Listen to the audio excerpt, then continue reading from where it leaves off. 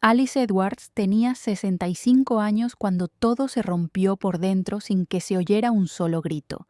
Era viuda desde hacía 3 años y vivía sola en la misma casa amplia donde había pasado casi toda su vida adulta, una casa con pasillos que aún sonaban a costumbres antiguas.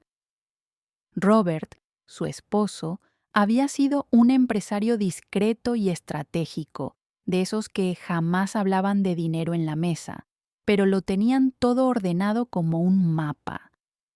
Alice se le parecía más de lo que ella misma admitía, lúcida, contenida, metódica, de agenda escrita a mano y sobres rotulados para cada gasto.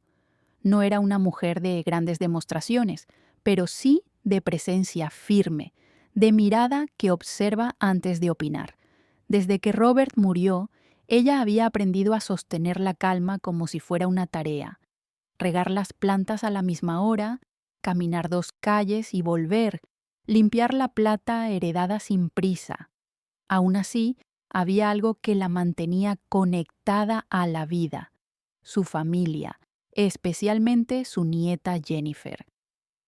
Alice creía, con una fe casi infantil, que había construido una familia basada en respeto y gratitud, y que el dinero nunca iba a ser el centro de nada. Por eso, cuando Jennifer anunció su boda, Alice pagó casi todo sin pensarlo 2 veces, como quien cree que la unión familiar se protege con gestos, no con discursos. El día del casamiento llegó con un sol perfecto, tan brillante que parecía una burla para lo que estaba por ocurrir. Alice llegó temprano, impecable, con un vestido azul oscuro sobrio y un broche antiguo en el cuello que Robert le había regalado en un aniversario. Lo llevaba como un amuleto silencioso. Caminó por el salón revisando detalles que nadie más miraba: la inclinación exacta de los centros de mesa, el hilo suelto en una silla, la mesa de postres demasiado cerca del aire acondicionado. Ese era su lenguaje del cariño, cuidar sin pedir aplausos. Fue cerca de la recepción, con los invitados ya circulando, cuando alguien le colgó del cuello un gafete plastificado, de esos que usan los proveedores o el personal de apoyo. Alice sintió el golpe leve contra el pecho y, antes de leerlo, notó risitas, susurros, miradas de costado como agujas pequeñas. Cuando bajó la vista, vio la frase impresa en letras grandes y crueles: la vieja que está pagando por todo. El primer impulso fue pensar que era un error absurdo, una confusión tonta que alguien iba a corregir al instante. Buscó con los ojos a su hijo Richard, esperando vergüenza, indignación, cualquier señal de protección. Pero lo que encontró fue un gesto relajado, una sonrisa corta, y la voz de su nuera Pamela, soltando el tipo de risa que convierte la humillación en chiste. En ese segundo, sin escándalo, sin escena, Alice entendió algo que la dejó fría. Para ellos, ella ya no era madre ni abuela. Era una función, una billetera con piernas. Alice no se quitó el gafete de inmediato. Ese detalle, que podría parecer insignificante, fue en realidad una de las decisiones más difíciles de ese día. Lo dejó colgando como si su cuerpo estuviera en pausa, como si necesitara unos minutos para entender qué estaba pasando exactamente. Caminó entre los invitados sintiendo el plástico rozarle el vestido, oyendo comentarios sueltos que no siempre iban dirigidos a ella, pero que la atravesaban igual. «Bueno, al menos alguien paga», dijo un hombre que no conocía. «Qué suerte tener una abuela así», comentó una mujer con una copa en la mano. Nadie preguntó si estaba bien. Nadie dudó de que ese papel le correspondía. Alice sonreía por reflejo, una sonrisa automática que había aprendido en décadas de reuniones incómodas, mientras por dentro algo se acomodaba de forma distinta, más dura. Recordó, sin querer, otras situaciones pequeñas que en su momento no había querido ver. Transferencias hechas sin aviso, presupuestos enviados como órdenes, frases como «después lo arreglamos contigo». De pie, en medio de la música y las flores, empezó a entender que aquello no era una broma aislada, sino la punta visible de algo mucho más profundo. Y lo más doloroso no fue el texto del gafete, sino la naturalidad con la que todos parecían aceptarlo. Cuando la fiesta avanzó y el ruido se volvió más denso, Alice se sentó un momento en una mesa lateral, lejos de la pista, con la espalda recta y las manos cruzadas sobre el regazo. Desde allí observó a su familia como si los viera por primera vez desde afuera, como si ya no estuviera completamente dentro de ese círculo. Vio a Richard brindar con amigos, repitiendo en voz alta que mamá se encargó de todo, como si fuera un mérito suyo haberlo delegado. Escuchó a Pamela hablar de la luna de miel, enumerando destinos caros con la tranquilidad de quien no piensa en la factura. Jennifer, la novia, parecía feliz, pero ajena, como si no alcanzara a comprender el costo real de esa felicidad. Alice no lloró, no se levantó a reclamar, no pidió explicaciones. Algo en ella, quizás la parte más parecida a Robert, decidió observar en silencio. Entendió que había pasado años creyendo que ayudar era amar, cuando en realidad había enseñado, sin querer, que su límite no existía. Esa tarde, mientras el salón celebraba, Alice comenzó a hacer un inventario distinto, no de dinero, sino de gestos, silencios y deudas emocionales que nunca figuraban en ningún balance. Los días que siguieron al casamiento no trajeron disculpas ni aclaraciones, y ese silencio terminó de confirmar lo que Alice ya intuía. En lugar de llamadas para saber cómo estaba, comenzaron a llegar mensajes prácticos, impersonales, casi administrativos, presupuestos de reformas urgentes en la casa de Richard, capturas de pantalla de un auto nuevo que había que aprovechar, enlaces de hoteles para un viaje que ya estaba medio reservado. Nadie preguntaba si podía, si quería, si tenía planes. Todo venía presentado como un hecho consumado, como si su dinero fuera una extensión natural de la vida de ellos. Alice leía esos mensajes sentada en la mesa de la cocina, con la misma lapicera con la que antes anotaba gastos domésticos, y sentía una mezcla rara de vergüenza y lucidez. Empezó a revisar extractos bancarios con otros ojos y descubrió que había normalizado montos que, años atrás, jamás habría aprobado sin conversar. No se trataba solo de cifras altas, sino de la ausencia total de pudor al pedirlas. Cada solicitud era una confirmación más de que, para su propia familia, ella se había convertido en un recurso, no en una persona.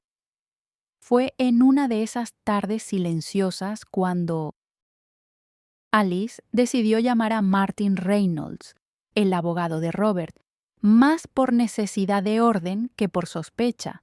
Martin había acompañado al matrimonio durante años, siempre serio, siempre preciso, y su voz le resultó extrañamente tranquilizadora. Hablaron de temas simples al principio, de papeles pendientes, de detalles que habían quedado en pausa desde la muerte de Robert, pero antes de cortar, Martin dudó un segundo y le dijo que había algo que necesitaba comentarle en persona. No era urgente, aclaró, pero sí importante. Alice colgó el teléfono con una sensación incómoda en el pecho, como cuando uno presiente que algo va a cambiar, aunque no sepa exactamente qué.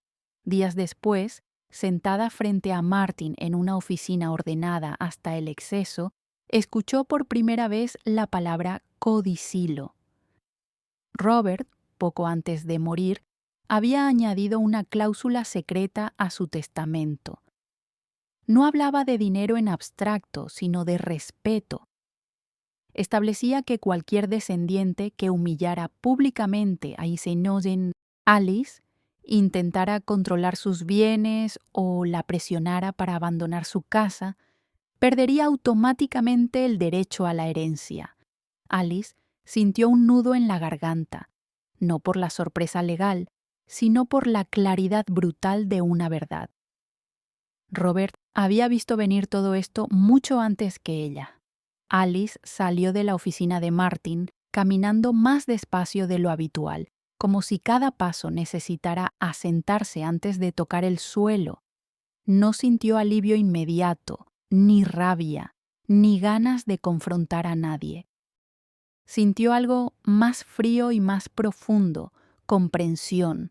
Robert no había escrito ese codicilo por desconfianza hacia su familia, sino por amor hacia ella. Había entendido, con esa lucidez silenciosa que lo caracterizaba, que el respeto verdadero no se exige, se observa. Y Alice decidió hacer exactamente eso. No dijo nada. No mencionó el documento. No cambió de tono ni de actitud de un día para otro. Simplemente dejó de anticiparse. Dejó de transferir dinero sin que se lo pidieran, y cuando lo pedían, empezó a responder con frases nuevas para ella. Déjame pensarlo. Ahora no me queda cómodo. Prefiero no hacerlo. Cada límite pequeño era un temblor interno, como aprender a usar un músculo que nunca había entrenado. Y con cada respuesta neutra, empezó a notar algo inquietante. La paciencia de su familia era mucho menor que su gratitud había sido. En medio de ese proceso silencioso, hubo una excepción que Alice no pasó por alto: su nieto Michael. Era el menor, el más callado, el que siempre se ofrecía a ayudarla a cargar bolsas sin mirar el reloj. Michael no pedía dinero, pedía tiempo. Se sentaba con ella a escuchar historias de Robert, a preguntarle cómo había sido criar a Richard, a interesarse por cosas que nadie más parecía querer saber. Fue con él con quien Alice se permitió hablar, sin entrar en detalles legales, pero dejando caer verdades emocionales que llevaba tiempo guardando. Michael le habló de su sueño de abrir una pequeña librería comunitaria, un espacio modesto, lejos del lujo que tanto deslumbraba a sus padres. Alice sintió algo que creía perdido: orgullo sin condiciones. Decidió apoyarlo, pero de una forma distinta a como había ayudado antes. Nada automático, nada silencioso, todo claro, conversado, respetuoso. Mientras tanto, retomó amistades antiguas, se inscribió en un taller de cerámica que siempre había postergado y empezó a ocupar sus días con cosas que no tenían nada que ver con sostener a otros. Sin darse cuenta, estaba reconstruyendo algo más valioso que cualquier cuenta bancaria: su propia vida. A esa altura de la historia, la transformación de Alice no era ruidosa, pero sí irreversible. Había algo en su forma de caminar por la casa, en cómo elegía qué contar y qué callar, que ya no buscaba aprobación. Y tal vez, quien esté leyendo esto ahora mismo, reconozca esa sensación incómoda de empezar a ver con claridad lo que antes se justificaba por amor o costumbre, porque muchas veces el abuso no llega con gritos, llega con sonrisas y frases dichas en voz baja. Alice entendió que había pasado años confundiendo armonía con silencio propio. Si alguien llegó hasta aquí en este relato, probablemente ya haya sentido alguna vez ese peso, el de ser útil antes que querido. Pensarlo así no la hizo sentir fuerte de inmediato, pero sí honesta consigo misma, y esa honestidad, aunque dolía, era el primer terreno firme que pisaba en mucho tiempo. Alice no buscaba castigo ni venganza, buscaba coherencia, y por primera vez se permitió priorizarla sin culpa. Ese cambio interno no pasó desapercibido por mucho tiempo. Richard fue el primero en notarlo, aunque no supo ponerle nombre. Empezó a llamar con más frecuencia, a aparecerse en avisar, a hacer preguntas que antes no hacía. Pamela, por su parte, adoptó un tono distinto, más amable en la superficie, más insistente en el fondo. Hablaban de preocupación, de organizar mejor las cosas, de pensar en el futuro. Alice escuchaba con atención, sin interrumpir, como si tomara notas mentales de cada palabra. Le llamó la atención cómo el discurso del cuidado siempre aparecía justo cuando el dinero ya no fluía como antes. Fue entonces cuando empezaron a sugerir, casi con timidez ensayada, que tal vez sería bueno ayudarla con las finanzas por su bien. La idea de un poder legal compartido, de un control externo sobre su vida, empezó a flotar en el aire como una amenaza envuelta en buenas intenciones.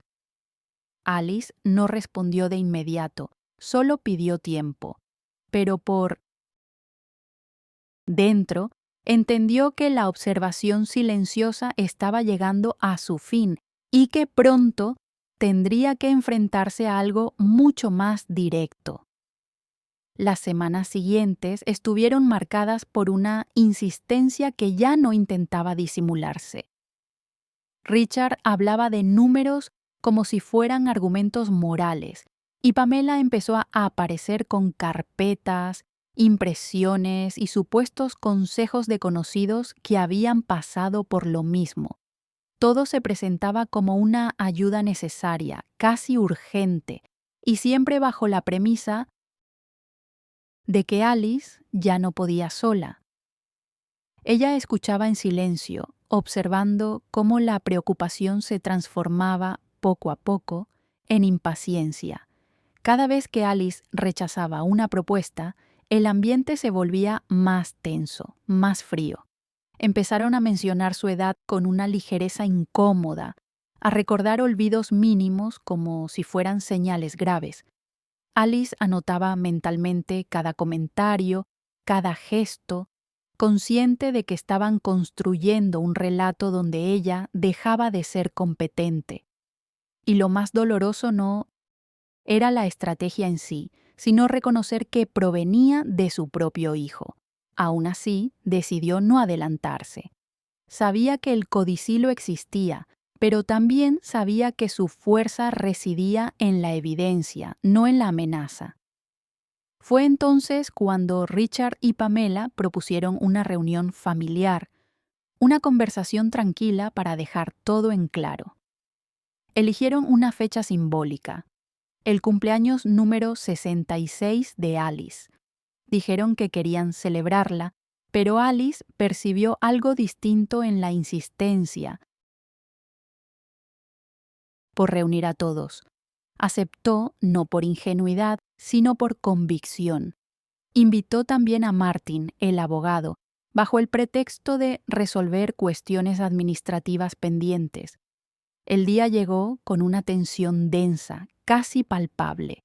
La mesa estaba puesta con cuidado, el pastel intacto, pero nadie parecía interesado en festejar. Richard fue directo al punto. Habló de firmar un poder, de asegurar que todo estuviera en orden, de pensar en el día en que Alice ya no pudiera decidir por sí misma. Pamela reforzaba cada frase con gestos de falsa empatía. Alice los dejó hablar hasta el final. No interrumpió, no levantó la voz. Cuando terminaron, levantó la mirada y pidió que Martin explicara algo que, según ella, ya era momento de conocer. El silencio que siguió fue absoluto. Martin no abrió carpetas de inmediato. Se acomodó las gafas, Respiró hondo y miró a Alice con una mezcla de respeto y confirmación silenciosa, como si ambos supieran que ese momento llevaba años esperando. Entonces explicó, con la precisión de quien mide cada palabra, que existía un codicilo agregado por Robert poco antes de morir. No era una cláusula común, dijo, ni estaba pensada para repartir bienes, sino para proteger a una persona concreta. A medida que Martin leía, el ambiente cambió de temperatura. Habló de humillación pública, de intentos de control financiero, de presiones para abandonar la vivienda. Cada frase parecía encontrar un eco inmediato en hechos recientes. Richard intentó interrumpir. Pamela negó con la cabeza, pero Martin continuó imperturbable. Explicó que el cumplimiento de esas condiciones activaba una consecuencia automática, la pérdida total del derecho a la herencia. No había margen de interpretación ni negociación. Alice escuchaba sin mover un músculo, con una calma que sorprendió incluso a Martin. No había triunfo en su rostro, solo una tristeza serena por confirmar algo que, en el fondo, ya sabía desde el día del casamiento. Cuando Martin terminó, nadie habló durante largos segundos. El tic-tac del reloj de la pared se volvió ensordecedor, marcando un tiempo que ya no jugaba a favor de nadie más que de Alice. Richard fue el primero en reaccionar, pasando del desconcierto a la furia en cuestión de instantes. Acusó a su padre de manipulación, al abogado de exageración y a Alice de traición silenciosa. Pamela, en cambio, optó por el llanto estratégico, intentando volver a un terreno emocional que ya no existía. Alice los observó con atención, sin odio, sin satisfacción. Comprendió que no estaba perdiendo una familia en ese momento, sino una ficción.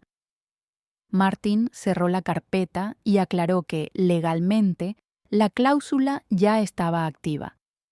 Las humillaciones públicas, el intento de poder legal y la presión para sacarla de su casa cumplían exactamente con lo estipulado. No hubo gritos finales ni escenas dramáticas, solo una certeza pesada y definitiva. El control que Richard y Pamela creían tener se había desvanecido por completo. Los días posteriores a esa reunión fueron extrañamente silenciosos. No hubo llamadas, ni mensajes largos, ni intentos de reconciliación inmediata. Richard desapareció como si el mundo se le hubiera encogido de golpe, y Pamela dejó de enviar audios cargados de falsas preocupaciones. Alice sintió el vacío, claro, pero no como una herida abierta, sino como el eco que queda cuando se apaga un ruido constante. Por primera vez en años, revisó sus cuentas sin ansiedad, caminó por su casa sin la sensación de estar en deuda con nadie. Redescubrió habitaciones que siempre habían estado ahí, pero que nunca había habitado del todo, un cuarto pequeño donde empezó a pintar en silencio, una mesa cerca de la ventana donde volvió a leer sin interrupciones. El dinero, que durante tanto tiempo había sido una herramienta de tensión, volvió a ser simplemente eso, un recurso, no una identidad. Alice entendió que la verdadera ruptura no había ocurrido en la reunión, sino mucho antes, cuando dejó de ser vista como persona. Ahora lo que quedaba era aprender a vivir sin ese rol impuesto. Michael fue quien mantuvo el contacto sin condiciones. No preguntó por herencias ni por conflictos, solo se acercó con la misma naturalidad de siempre. Alice decidió entonces apoyarlo formalmente con la librería comunitaria, pero esta vez lo hizo distinto. Contratos claros, límites definidos, expectativas compartidas. No quería repetir viejos patrones ni siquiera con quien amaba de verdad. La inauguración fue modesta, lejos del lujo que tanto había financiado en el pasado, pero Alice sintió allí una emoción más genuina que en cualquier fiesta grande. Ver a Michael feliz, comprometido, agradecido sin exigencias, le confirmó que no todo estaba perdido. Mientras tanto, Jennifer empezó a acercarse con cautela, reconociendo de a poco errores que nunca habían sido nombrados. Alice no cerró la puerta, pero tampoco volvió a abrirla de par en par. Entendió que las relaciones, como el dinero, también necesitaban reglas para no convertirse en abuso. Con el paso de los meses, Alice empezó a reconocerse en el espejo de una forma nueva. No era más joven, ni más dura, ni menos sensible, pero había una quietud distinta en su postura, una serenidad que no dependía de la aprobación ajena. Volvió a viajar sola, algo que no hacía desde antes de enviudar, y descubrió que el silencio de los hoteles pequeños le resultaba más reparador que cualquier reunión familiar forzada. Aprendió a decir que no sin justificarse, a cerrar el teléfono cuando una conversación empezaba a incomodarla. A veces, en medio de una tarde cualquiera, el recuerdo del casamiento volvía como una punzada breve, pero ya no dolía igual. Ahora lo veía como un punto de quiebre necesario, no como una humillación aislada. Alice comprendió que el respeto no se mendiga ni se compra, y que incluso los vínculos más cercanos pueden deformarse cuando se construyen sobre expectativas silenciosas. Esa claridad, aunque tardía, le devolvió una libertad que no sabía que había perdido. En este punto del relato, es difícil no detenerse un segundo y pensar en cuántas veces se confunde el amor con la obligación. Tal vez quien esté leyendo esto ahora, desde cualquier lugar, ya haya sentido esa presión invisible de tener que sostener a otros para no quedarse solo. Si esta historia llegó tan lejos contigo, quizás valga la pena preguntarse desde dónde nace cada gesto que damos, desde el afecto o desde el miedo. Alice no entendió todo de inmediato, y aún hoy hay cosas que no termina de procesar, pero aprendió algo esencial. Ponerse límites no es un acto de egoísmo, sino de supervivencia emocional. Compartir historias como esta, hablar de ellas, reconocerlas, es parte de romper ciclos que se repiten en silencio dentro de muchas familias. Alice nunca buscó convertirse en ejemplo, solo necesitó dejar de desaparecer dentro de su propio rol. Con el tiempo, la distancia con Richard y Pamela se volvió permanente. No hubo una conversación final ni una reconciliación dramática. Simplemente dejaron de encontrarse en el mismo lugar emocional. Alice aceptó esa ausencia como se aceptan algunas verdades incómodas, sin negarlas, pero sin permitir que definan el resto de la vida.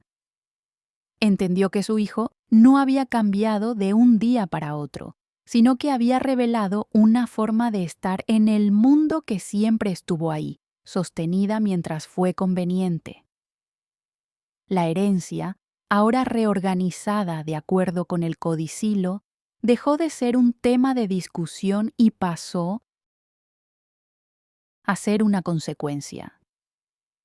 Alice no celebró esa redistribución como una victoria, sino como un cierre necesario. Por primera vez desde la muerte de Robert, sintió que su casa volvía a ser verdaderamente suya, no un activo en disputa. Cada decisión cotidiana, desde cambiar un mueble de lugar hasta planear el futuro, volvió a pertenecerle sin explicaciones. Hoy, cuando Alice mira hacia atrás, no romantiza lo ocurrido ni lo presenta como una lección fácil. Sabe que hubo dolor, que hubo ceguera, voluntaria, que hubo años en los que confundió dar con desaparecer, pero también sabe que ese día, el del casamiento, fue el inicio real de su transformación. El mayor legado de Robert no fue el dinero ni la previsión legal, sino haberle recordado, incluso después de muerto, que su dignidad merecía ser protegida. Alice aprendió a hacer por sí misma lo que durante mucho tiempo esperó de otros: ponerse en el centro de su propia vida. Hoy vive en paz, no porque todo se haya resuelto emocionalmente, sino porque ya no se traiciona para sostener vínculos vacíos, y aunque no entienda del todo lo que vivió, tiene una certeza clara y firme: nunca más permitirá que el amor se mida por lo que está dispuesta a perder. Después del quiebre definitivo con Richard, Alice atravesó una etapa que no fue ni triunfal ni ligera, sino silenciosa y profundamente introspectiva. Hubo mañanas en las que despertaba con una sensación extraña, como si su cuerpo todavía esperara una llamada que ya no iba a llegar. No era tristeza abierta, sino una forma nueva de vacío, más honesta. Empezó a ordenar cajas antiguas, papeles que llevaba años postergando, fotografías que había evitado mirar desde la muerte de Robert. En ese proceso, descubrió cuánto de su identidad había estado atada a sostener a otros, a cumplir expectativas que nunca se dijeron en voz alta. Cada recuerdo la obligaba a reescribir mentalmente su propia historia, no desde el sacrificio, sino desde la conciencia. Alice entendió que sanar no era borrar el pasado, sino mirarlo sin autoengaño, aceptar que amar no siempre significa ser correspondida y que eso no invalida lo que se dio, solo redefine su lugar.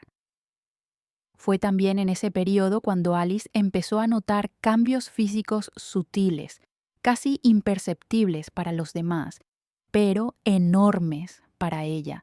Dormía mejor, comía sin ansiedad, caminaba con un ritmo que no estaba apurado por nadie. La casa dejó de sentirse grande y pesada y empezó a parecerle un espacio posible, adaptable a su presente. Redecoró sin pedir opinión, regaló objetos que ya no representaban nada y conservó otros que siempre había relegado por no combinar con el resto. Comprendió que durante años había organizado su vida como si fuera una sala de espera, siempre preparada para recibir a otros, nunca para habitarse a sí misma. Esa toma de conciencia no fue inmediata ni cómoda, pero fue profundamente liberadora. Alice no se sentía valiente ni ejemplar, se sentía por primera vez auténtica. Con el paso del tiempo, Alice empezó a entender que el legado no era algo que se dejaba solo en documentos o cuentas bancarias, sino en la manera en que una persona se permite vivir los años que le quedan. Recordó conversaciones con Robert, frases sueltas que en su momento parecían simples y ahora adquirían otro peso. Él solía decir que el dinero solo servía si no deformaba a las personas, y Alice comprendió que había pasado demasiado tiempo tolerando deformaciones ajenas para evitar conflictos propios. Empezó a escribir pequeñas notas para sí misma, reflexiones que no pensaba mostrar a nadie, como si necesitara ordenar pensamientos que habían estado en segundo plano durante décadas. En esas páginas apareció una mujer distinta a la que creía ser, menos complaciente, más consciente de sus límites. Alice ya no se preguntaba qué debía hacer para que los demás estuvieran bien, sino qué necesitaba ella para no volver a desaparecer. Esa pregunta, sencilla en apariencia, le cambió la forma de mirar cada decisión futura. La relación con Jennifer, su nieta, avanzó con una lentitud prudente, casi frágil. No hubo grandes pedidos de perdón ni escenas emotivas, solo encuentros esporádicos, conversaciones cortas y un respeto nuevo que antes no existía. Alice no exigió explicaciones ni reclamó el pasado, pero dejó claro con gestos y silencios que las cosas ya no serían como antes. Jennifer, por su parte, empezó hasta entender que crecer también implicaba reconocer privilegios y errores heredados. Ese vínculo, aunque distinto, resultó más honesto que el anterior.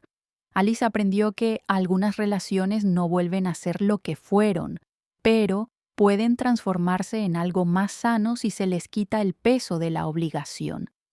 No buscaba recuperar el rol de abuela idealizada, sino construir una presencia real, sin máscaras ni expectativas económicas. Esa redefinición, aunque discreta, fue una de las victorias más profundas de su proceso. A medida que el tiempo avanzó, Alice dejó de preguntarse si había sido demasiado dura o demasiado blanda. Esa duda, que antes la acompañaba como un ruido de fondo constante, empezó a apagarse. Comprendió que no todo conflicto necesita una resolución afectiva para ser legítimo.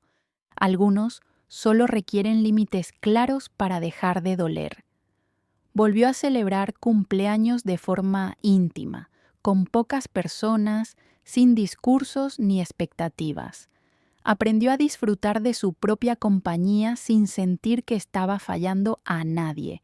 Incluso el recuerdo de Richard empezó a ocupar un lugar distinto. Ya no era una herida abierta, sino una cicatriz que hablaba de una elección necesaria. Alice entendió que protegerse no significaba endurecerse, sino elegir con más cuidado dónde poner su energía. Esa claridad no le quitó sensibilidad, al contrario, la hizo más selectiva, más justa consigo misma. Por primera vez, el futuro dejó de parecer una carga que debía administrar para otros. El proyecto de Michael creció despacio, sin estridencias, y la librería se convirtió en un punto de encuentro para el barrio. Alice asistía a algunos eventos sentada en el fondo, observando sin intervenir, orgullosa de una forma tranquila, sin la ansiedad de sentirse indispensable. Allí vio algo que no había visto en años: gratitud sin dependencia, respeto sin cálculo. Esa experiencia terminó de sellar una convicción que venía formándose desde el día del casamiento. Ayudar solo tiene sentido cuando no anula a quien ayuda. Alice dejó claro, incluso para sí misma, que nunca más permitiría que el afecto se confundiera con obligación financiera. Había aprendido, a un costo alto pero definitivo, que la dignidad no se negocia, ni siquiera en nombre de la familia. Y esa certeza, más que cualquier documento legal, era el verdadero cierre de una etapa. En los meses siguientes, Alice dejó de narrarse a sí misma como una mujer a la que le habían quitado algo. Empezó a verse, por primera vez, como alguien que había recuperado un territorio propio. La casa ya no era un símbolo de resistencia ni un refugio defensivo. Era simplemente su hogar, habitado desde la elección y no desde la obligación. Volvió a invitar gente sin planearlo todo, a cocinar sin pensar en agradar, a decir hoy no sin culpa. Entendió que la paz no llega cuando todo se explica, sino cuando deja de doler justificarse. A veces pensaba en Robert y sonreía con una mezcla de gratitud y melancolía, sabiendo que él había hecho lo que pudo para protegerla, pero que el paso final tenía que darlo ella. Ese aprendizaje tardío no la avergonzaba, la hacía sentir viva, dueña de un tiempo que por fin le pertenecía. Hoy, cuando Alice comparte esta historia en un espacio como este, no lo hace para señalar culpables ni para dar lecciones universales. Lo hace porque sabe que hay muchas personas sosteniendo silencios parecidos, creyendo que el amor se mide por lo que se aguanta. Ella aprendió, de la forma más dura y más clara, que el mayor acto de amor que se puede hacer es no abandonarse a uno mismo. Su vida no se volvió perfecta, pero sí coherente, y esa coherencia le dio una calma que nunca había conocido. El dinero dejó de ser un idioma entre ella y los demás. El respeto volvió a ser el único lenguaje válido. Alice no entiende todo lo que vivió, y quizás nunca lo haga del todo, pero hay algo que ya no duda: elegir. No fue el final de su historia, fue, por fin, el verdadero comienzo.